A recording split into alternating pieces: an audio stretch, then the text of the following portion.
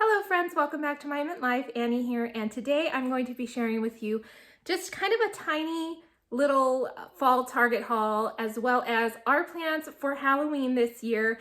I know that everybody's kind of uncertain, I would say, about Halloween this year. So this isn't going to be a typical Halloween, I think, for anybody, which is a shame because it's a Halloween on a Saturday, and it is the first Halloween in 20 years that lands on a full moon. Just like, why? Anyhow, but I thought I'd share with you our plans in case you guys needed some ideas, inspiration, or just, in case you're curious. So let's go ahead and jump into the video.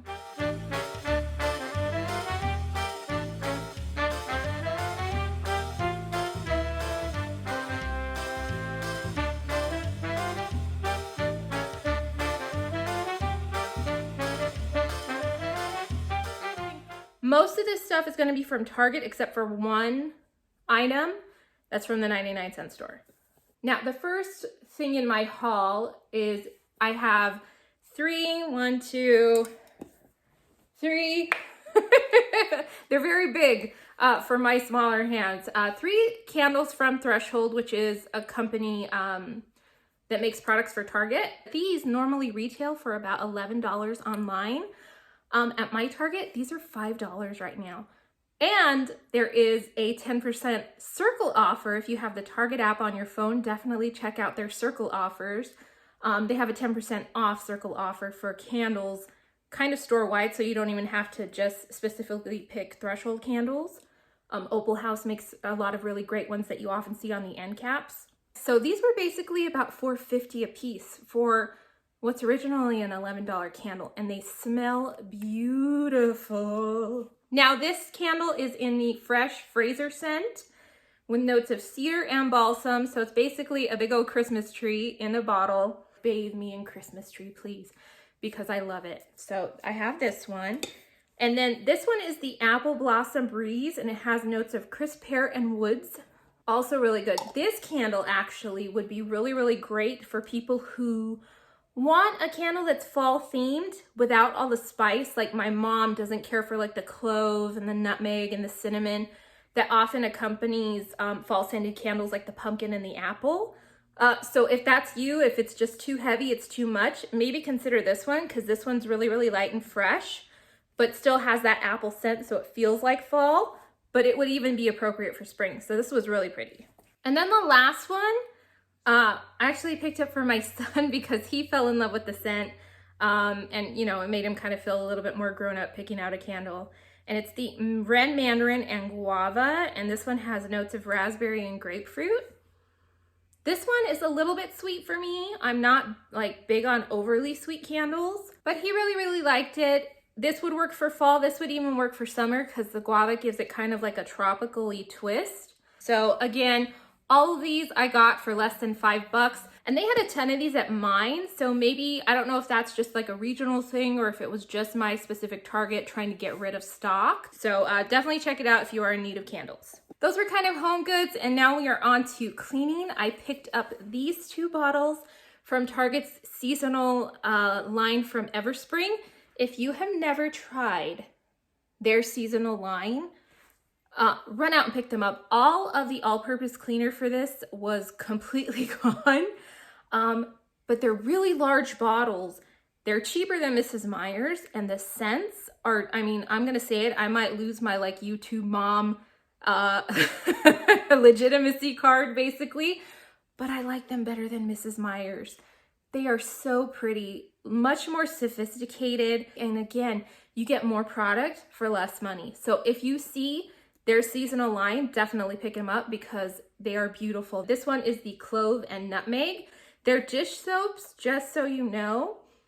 Like most other dish soaps in like the natural lines, they're not very strongly scented. There is a mild scent, but it really, really blooms when it hits hot water. And then the other scent that I got in the Everspring line is the Black Pepper and Balsam. And then I got 3 more things to share with you, and they are all pretty much Halloween themed.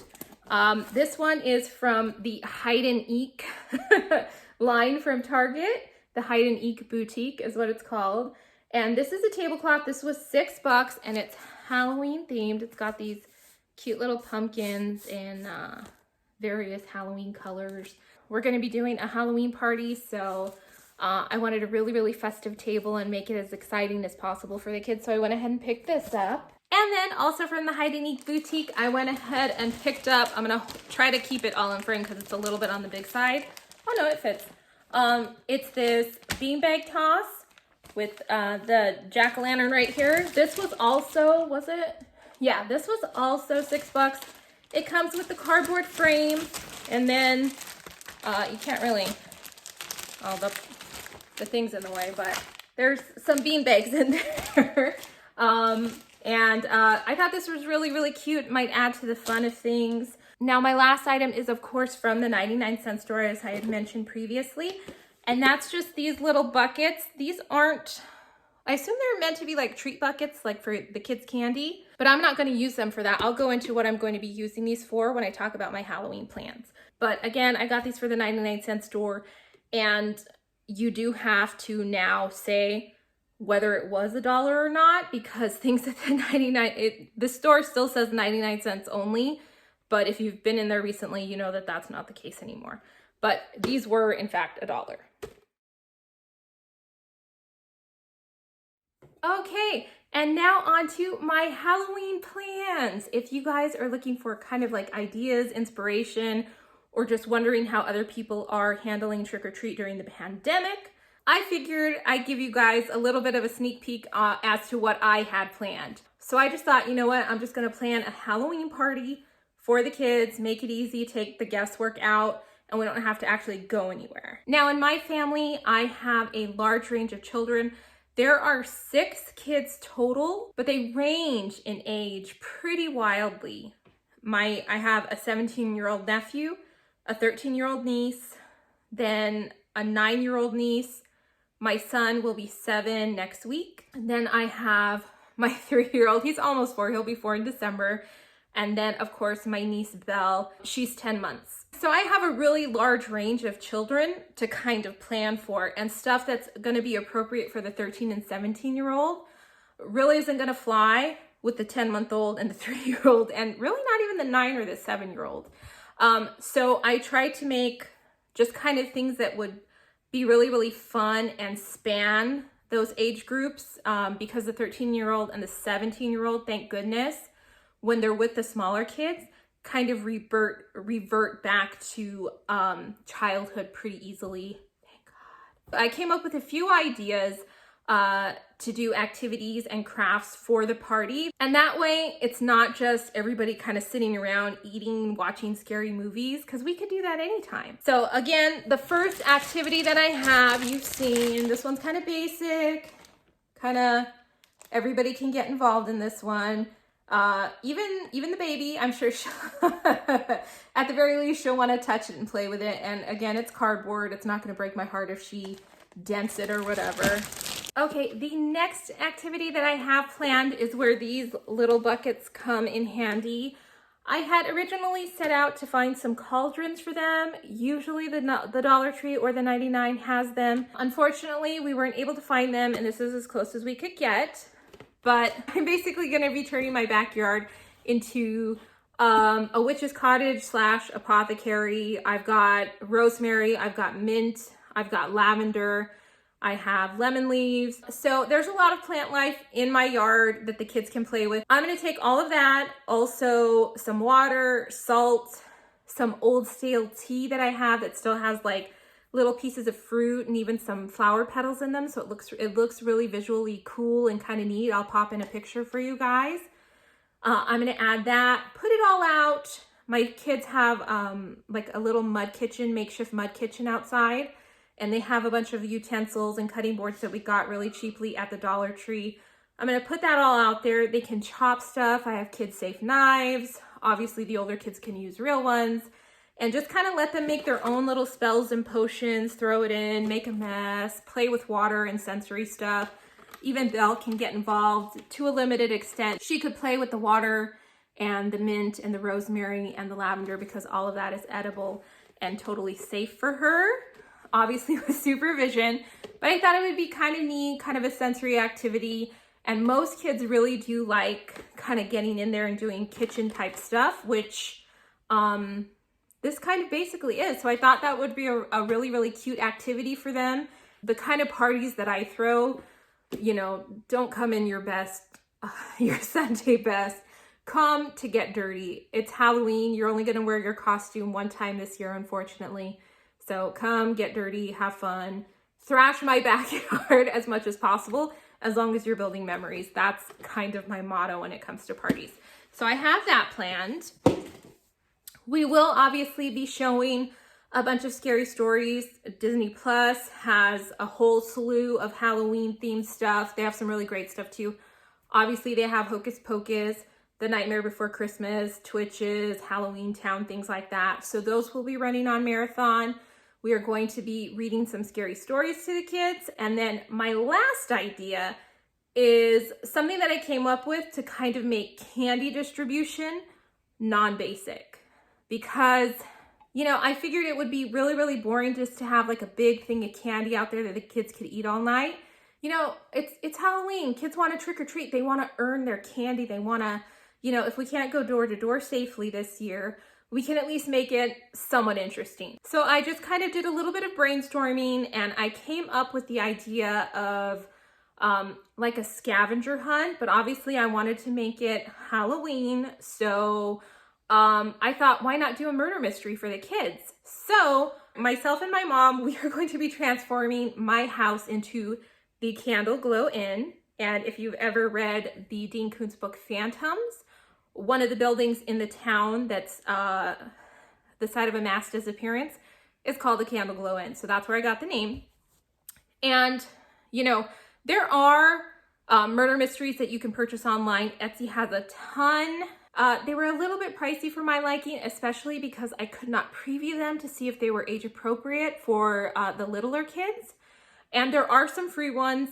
But again, those ones I found were a little bit too elaborate for the 9 and under crowd that I have here. The older kids could have done it. And if you have a lot of older kids, that might be something that you could look into. I will have the free one that I found that was actually kind of cute, but again, just too elaborate. I'll link it in the description box in case you want to see it. So I just kind of wrote my own and, you know, I was able to keep it simple. And if you are interested in reading, you know, like the little script that I wrote, I will have it at the end of the video if you want a little bit of inspiration for coming up with something like this for your house. If you want to rip it off entirely, feel free. But basically what I had in mind was a scavenger hunt with little clues all around my property, indoors and outdoors, where they would find a written clue, follow it, and each clue would lead them to another clue and some treats. I figured it would make it a little bit more interesting, a little bit more fun, kind of get their noggins working. And the gist of it is basically one of the kids is a ghost and one of the kids is the murderer. And they have to kind of figure out which one is which based on the clues that I have. And the big kids obviously are going to do the bulk of the leading.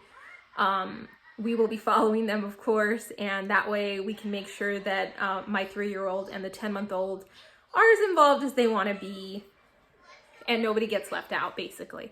So I thought that was an interesting way of coming up with how to make candy giving like not boring, because I didn't just want to have like a big bowl and say, here, go for it. It felt kind of weird to just like pass it out to them standing there or even do like a maze. That just seemed like a lot of energy. So this seemed like an easy, quick fix to kind of accomplish that. And I hopefully they really, really like it and they really have fun and kind of get into the spirit of things. But that is basically what we have planned. Again, my mom and I are going to transform the house into the Candle Glow Inn, and I will pop in some imagery, hopefully, before I have to actually edit and upload. All of it will be set up and I can actually pop in some imagery of what that looks like. But anyhow, guys, that is it for now. Thank you so much for watching. Now, again, if you are interested, stay tuned to the end of the video so that you can see the little script that I wrote up for our murder mystery here at the My Mint Manor.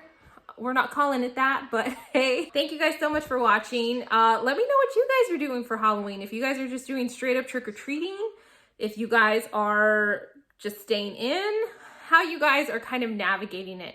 I think it'd be really interesting to hear and just kind of know, like, gauge what people are doing. Because I feel like none of us really know what to do exactly. Anyhow, guys, thank you so much for watching.